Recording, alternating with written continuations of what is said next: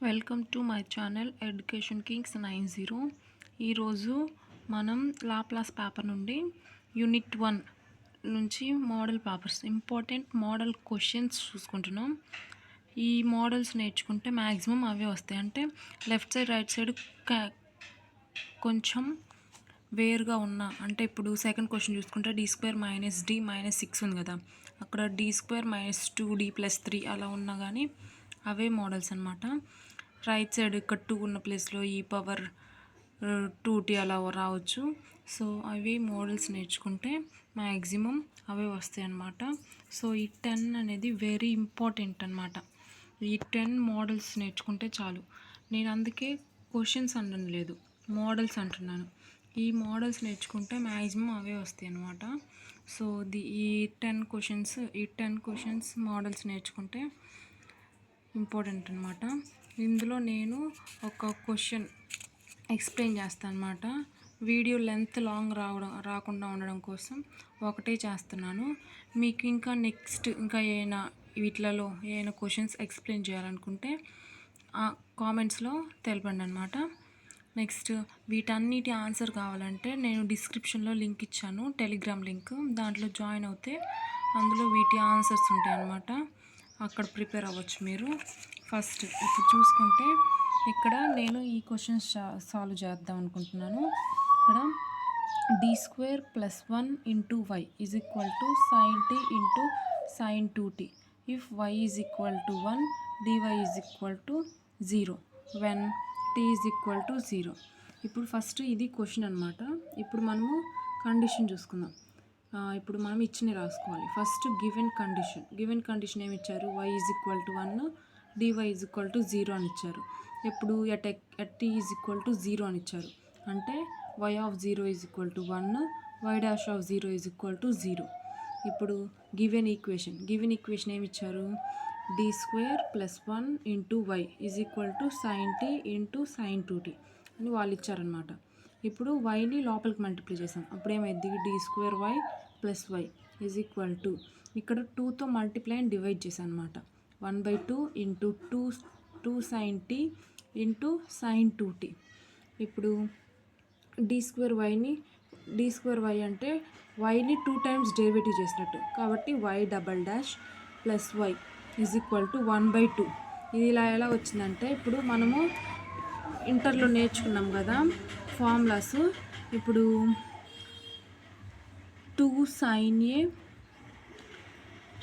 sin Bకి formula ఏంటి? cos of A - B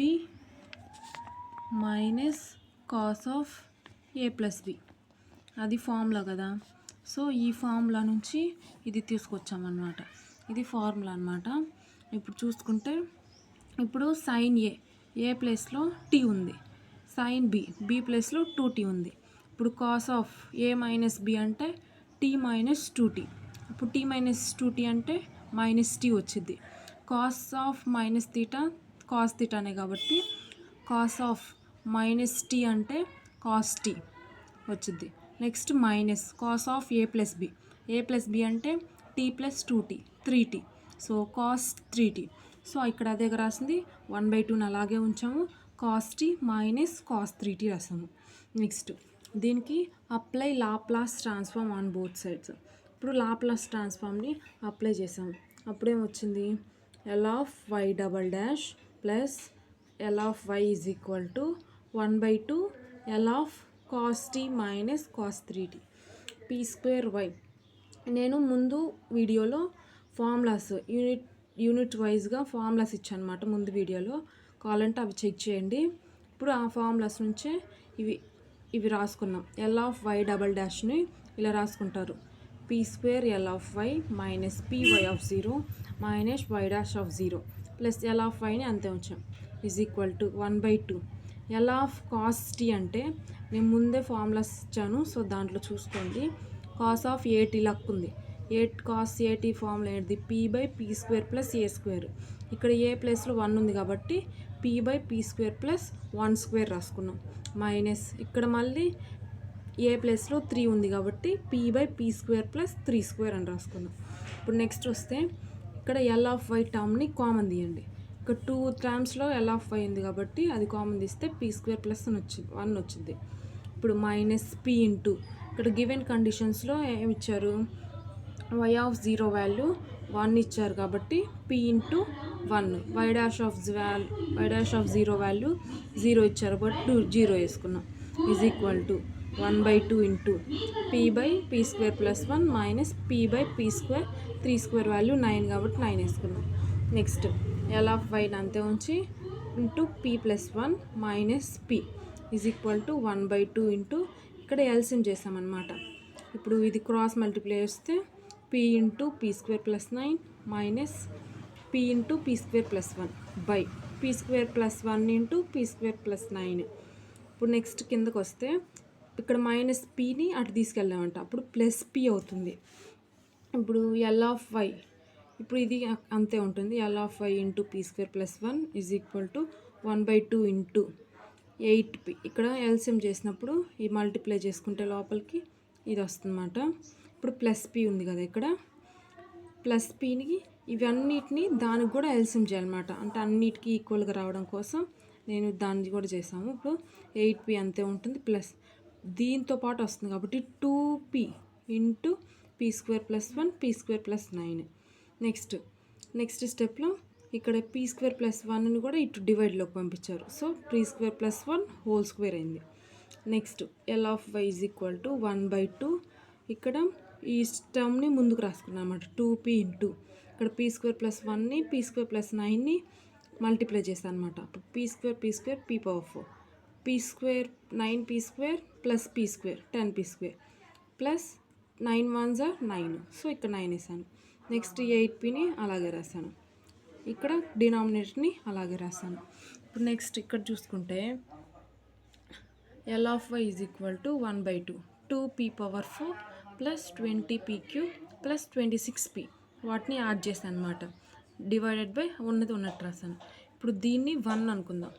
ఇప్పుడు 1 అనుకున్నప్పుడు 1/2ని అంతే ఉంచుకొని కన్ఫ్యూజన్ లేకుండా ఈ టర్మ్ని పార్షియల్ ఫ్రాక్షన్స్గా రాసుకుందాం. ఆ టర్మ్ మనకు తెలియదు కాబట్టి కనుక్కోవడం కోసం పార్షియల్ ఫ్రాక్షన్స్గా రాసుకున్నాను. మీరు ముందు ఈ టర్మ్ అయినా రాసుకోవచ్చు, ఈ టర్మ్ అయినా రాసుకోవచ్చు, అది మీ ఇష్టం అంట. ఇప్పుడు 2p/5 ఇది రాసుకున్న తర్వాత వీటిని ఎల్సిఎం చేయాలి. ఎల్సిఎం చేసినప్పుడు ఈ డినామినేటర్ క్యాన్సిల్ అయిపోద్ది. క్యాన్సిల్ అయిపోయిన తర్వాత ఇక్కడ ఇది ప్రాబ్లమాటిక్ పార్ట్ అనమాట. మీకు ఎలా కావాలంటే అలా చేసుకోవచ్చు. p/5 కంపేర్ చేసుకుంటూ కాన్స్టెంట్స్ అవి మొత్తం నేను ఇలా చేశాను అనమాట. ఫస్ట్ p/5 కోఎఫిషియంట్స్ కంపేర్ చేశాను. ఇక్కడ 2 ఉంది కాబట్టి 2, ఇక్కడ p/5 అంటే ఏ p/5 వస్తుంది కాబట్టి ఇక్కడ ఏ. నెక్స్ట్ ఇంకా bతో రాదు. నెక్స్ట్ ఇక్కడ cతో p/5 వస్తుంది కాబట్టి ప్లస్ c.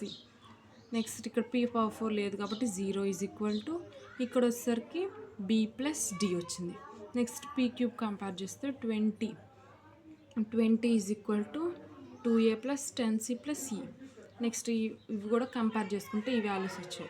ఇక్కడ ఆల్రెడీ a ప్లస్ c ఉంది, కానీ ఇక్కడేముంది a ప్లస్ c ప్లస్ ఈ టర్మ్స్ ఉన్నాయి. ఇక్కడ కూడా ac ఈ టర్మ్స్ ఉన్నాయి. So already a plus c ఉంది కాబట్టి ac టర్మ్స్లోకి రావాలంటే ఈని సబ్ట్రాక్ట్ చేయాలన్నమాట. ఈ టర్మ్స్ని తీసేయాలంటే ఇప్పుడు 9e ఉంది, ఇక్కడ e ఉంది. సో ఇది డివైడ్ చేయలేం కాబట్టి దీనికి ఫస్ట్ థర్డ్ ఈక్వేషన్కి మనం 9ని మల్టిప్లై చేసాం. సాల్వింగ్ 3 and 5 ద్వారా మల్టిప్లై చేసినప్పుడు ఇక్కడ ఈ టర్మ్స్ క్యాన్సిల్ అయిపోయాయి. అప్పుడు ఏమొస్తుంది, ఇప్పుడు ఏసీలోకి మారిపోయాయి. ఇప్పుడు ఏసీలోకి మారిపోయిన దాన్ని ఇప్పుడు ఈక్వేషన్ 1 దీన్ని 7 అనుకున్నాం. ఈక్వేషన్ 1ని ఇంకా 7ని సాల్వ్ చేసి ఇక్కడ ఏ టర్మ్స్ని క్యాన్సిల్ చేసాము. మీకు కావాలంటే సి టర్మ్స్ని క్యాన్సిల్ చేసుకోవచ్చు. నేను ఇక్కడ ఈజీగా ఉండడం కోసం ఏ టర్మ్స్ని 17తో మల్టిప్లై చేసి ఏ టర్మ్స్ని క్యాన్సిల్ చేసి ఇది వచ్చిందన్నమాట. ఇప్పుడు సి వాల్యూ ఏమొచ్చింది, 15/8 వచ్చింది. ఆ 15/8 వాల్యూని తీసిపోయి ఇప్పుడు మనం ఈక్వేషన్ 1లో పెట్టామన్నమాట. అప్పుడు 15/8 వాల్యూ పెడితే ఇప్పుడు ఏ వాల్యూ 1/8 వచ్చిందనమాట. 1/8 వచ్చింది. నెక్స్ట్ ఇప్పుడు ఏసీ వాల్యూస్ వచ్చినాయి. ఏసీ వాల్యూస్ వస్తాయి. ఏసీ వాల్యూని తీసిపోయి 5th ఈక్వేషన్లో పెట్టాను అనమాట. 5th ఈక్వేషన్లో పెట్టగా ఇప్పుడు నాకు ఈ వాల్యూ వచ్చింది. నెక్స్ట్ మనకి ఇక్కడ చూసుకుంటే ఇక్కడ b ప్లస్ d టర్మ్స్ ఉన్నాయి. ఇక్కడ B plus D plus F terms ఉన్నాయి. ఇక్కడ కూడా బిడిఎఫ్ టర్మ్స్ ఉన్నాయి. ఈ రెండింటి నుంచి ఇది రావాలంటే ఎఫ్ టర్మ్స్ని క్యాన్సిల్ చేయాలి. సో ఎఫ్ టర్మ్స్ క్యాన్సిల్ చేయడం కోసం సాల్వింగ్ ఈక్వేషన్ 4 and 6, ఈక్వేషన్ 4ని 6ని క్యాన్సిల్ యూజ్ చేసుకొని ఎఫ్ టర్మ్స్ని క్యాన్సిల్ చేసి బీడీలోకి తీసుకొచ్చి ఈక్వేషన్ 2 ఎలాగో బీడీలో ఉంది కాబట్టి ఈ టర్మ్స్ నుంచి బీని క్యాన్సిల్ చేసి ఫస్ట్ డి వాల్యూ కనుక్కున్నాను అనమాట. నెక్స్ట్ డి వాల్యూని తీసుకెళ్ళి సెకండ్ ఈక్వేషన్లో పెట్టగా బి వాల్యూ వచ్చిందన్నమాట. నెక్స్ట్ బీడీ వాల్యూస్ తీసుకెళ్ళి ఈక్వేషన్ 6లో పెట్టగా ఎఫ్ వాల్యూ వచ్చిందనమాట. సో అలాగే ఇప్పుడు అన్ని వాల్యూస్ వచ్చేస్తాయి. ఏబిసిడి ఈ ఎఫ్ వాల్యూ ఆర్ వాల్యూస్ వచ్చిన తర్వాత ఇప్పుడు మనం పార్షియల్ ఫ్రాక్షన్ ఫస్ట్ తీసుకున్నాం కదా, వాటిలో సబ్స్టిట్యూట్ చేయాలన్నమాట. ఏపీ ప్లస్ బి వాల్యూ అంటే ఏ వాల్యూ 1/8 ప్లస్ బి వాల్యూ 0 వచ్చింది కాబట్టి అది వేయలేదు, డైరెక్ట్గా వేయనొచ్చు. మీకు ఇంకో స్టెప్ కావాలంటే ఇంకో స్టెప్ పైన వేసుకోవచ్చు. బై పీ స్క్వేర్ ప్లస్ 9 ఇక్కడ సిపి ప్లస్ డి వాల్యూ అలాగో 0 వచ్చింది కాబట్టి ఇక్కడ సి వాల్యూ సబ్స్టిట్యూట్ చేసాం. 15/8 P by p square plus 1 plus ఇక్కడ ఈ పీ ప్లస్ ఎఫ్ వాల్యూ 0 వచ్చింది కాబట్టి ఈ వాల్యూ ఒకటి సబ్స్టిట్యూట్ చేసాం. P by p square plus 1 whole square. ఇప్పుడు ఈ ఈక్వేషన్ మొత్తం తీసుకెళ్ళి ఇక్కడ ఫస్ట్ ఒక ఈక్వేషన్ 1 అనుకున్నాం కదా, దాంట్లో పెట్టాను. ఇక్కడ డైరెక్ట్గా నేను y ఈజ్ ఈక్వల్ టు ఎల్ని ఎట్ వెళ్తే ఎల్ ఇన్వర్స్ అయింది, ఎల్ ఇన్వర్స్ ఆఫ్ అని వేసుకున్నాను. ఇక్కడ చూసుకుంటే y is equal to L inverse of 1/2ని అలా ఉంచుకున్నాం కాబట్టి అది అంతే ఉంచుకొని నెక్స్ట్ ఇక్కడ ఈ టర్మ్ని మొత్తం ఇక్కడ రాసుకున్నాము. నెక్స్ట్ ఇప్పుడు y ఈజ్ ఈక్వల్ టు 1/2ని బయట రాసి ఎల్ ఇన్వర్స్ ఆఫ్ ఇది ఏ ఫార్ములా ఉంది, P by p square plus a square అంటే ఇక్కడ 9 అంటే 3 హోల్ స్క్వేర్ వచ్చింది కాబట్టి 1/8 cos 3t plus 15/8 cos t, ఇక్కడ 1 హోల్ స్క్వేర్ ఉన్నట్టు కాబట్టి కాస్ t ప్లస్ ఇది p by p square plus 1 whole square ఉంది. హోల్ స్క్వేర్గా ఉంటే మనకి డైరెక్ట్గా ఫార్ములా లేదు కాబట్టి కన్వల్యూషన్ థీరం, మనం థర్డ్ సెమిస్టర్లో కన్వల్యూషన్ థీరం నేర్చుకున్నాం కాబట్టి ఎల్ ఇన్వర్స్ ఆఫ్ ఇది కన్వల్యూషన్ థీరంలో మల్టిప్లికేషన్గా రాసుకోవాలి, 2 పార్ట్స్గా రాసుకోవాలి. అప్పుడు p by p square plus 1 into 1/పీ స్క్వేర్ ప్లస్ 1గా 2 మల్టిప్లై టర్మ్స్గా రాసుకున్నాం.